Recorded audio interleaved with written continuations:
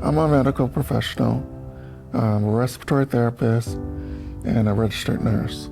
I was injured in 2017.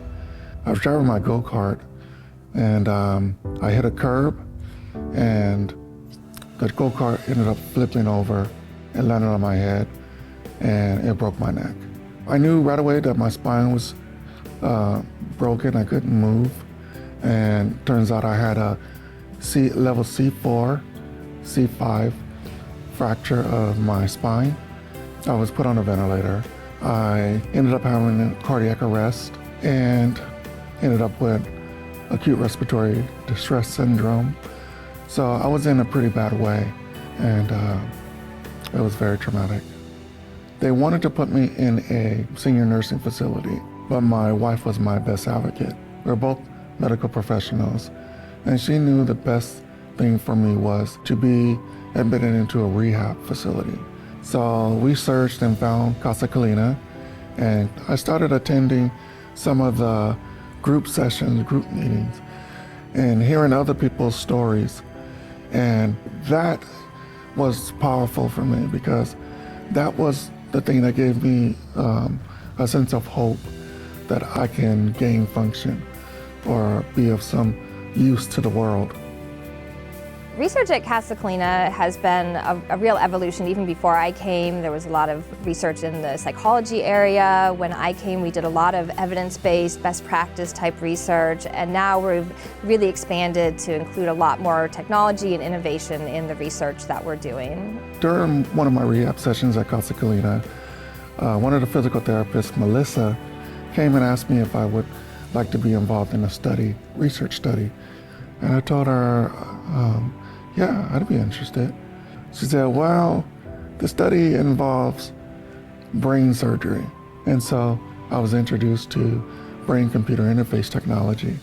There are these scientists over at Caltech, and they're doing a study that they implant chips into participants' brains.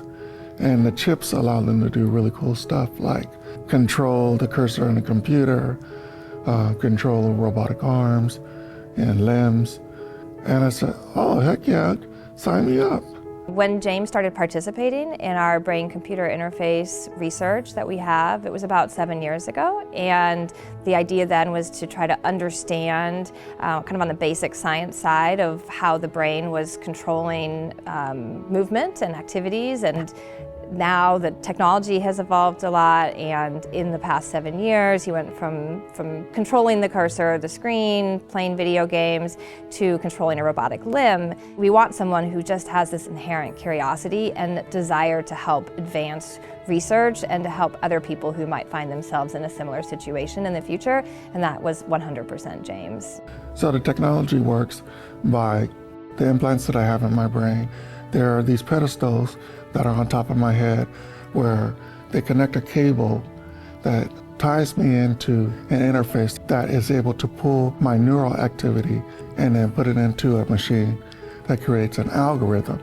Those algorithms are programmed into the computer or whatever device that I'm trying to control that day. And it's much like a PlayStation controller. I think about moving my hands, I think about moving my thumbs, and I think about holding a controller. The algorithms are pre-programmed so that when I think of pushing a certain button, it elicits the reaction. And so that's how I'm able to steer within the game interface or driving a vehicle. Currently, we're working on a project where I'm able to drive a car remote. So they rigged a car, which was located 2,000 miles away from my home, and they set up the car with a Wi-Fi connection so that I can tap into the car's computer interface and take control of the vehicle. And we were driving around the test tracks. We were going in and out of cones, parking, getting on the mock freeway, and we were able to achieve 25 miles an hour with brain mind control. Yeah, very thrilled about that.